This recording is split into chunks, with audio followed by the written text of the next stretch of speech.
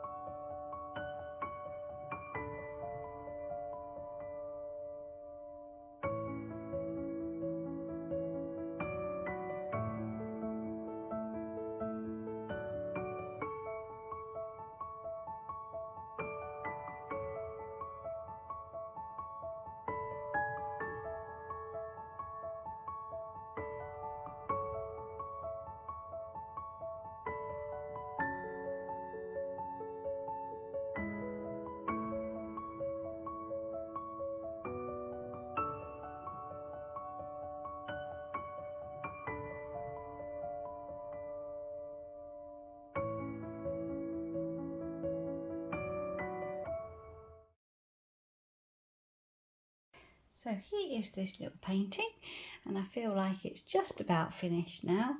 I fiddled a little bit just with my little balloon, just adding a little bit of green here and there and making sure that it looked quite symmetrical with the colours and the shapes. So you can already see that it's drying. Some bits are looking like they're drying quite well. And you can see, like the gold in particular, how that's going to be shiny. Those bright pink flowers will be the Pabio iridescent blue violet, so those will be really nice and metallic when they're dry. And some nice pale pink flowers and a few white ones with some pearl paints in there as well. And I did just add some dark purple flowers here and there, and the centres as well that are dark purple, just to kind of balance it a little bit with the colours. And you can see that lovely rich deep. It's a mix between the Deco Art Deep Sapphire and the Payne's Grey, just to make it that little bit richer and darker. So I'll let that dry for a few days and then we'll see what that looks like. So bye for now. So here is this little painting, and it's looking very pretty. I think the combination of the light and the dark really does show itself, and all those lovely colours.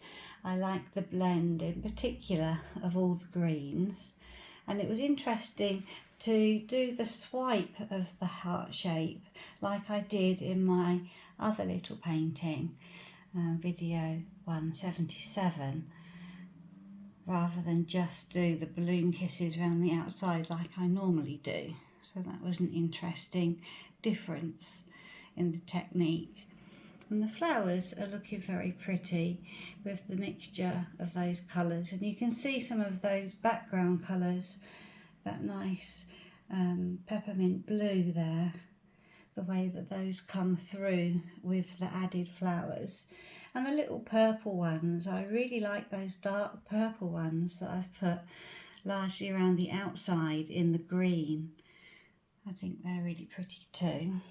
And this is in the electric light, and the contrast is so defined that even when I don't turn the light off here, you can really see how the brightness stands out. But I will turn the light off just so that you can see the difference in the natural light. So here it is in the natural light. And it's really funny, I always say it with these paintings, how when you turn the light off, it gets brighter, which makes no sense at all. But that is what happens with the metallic and the iridescent paints.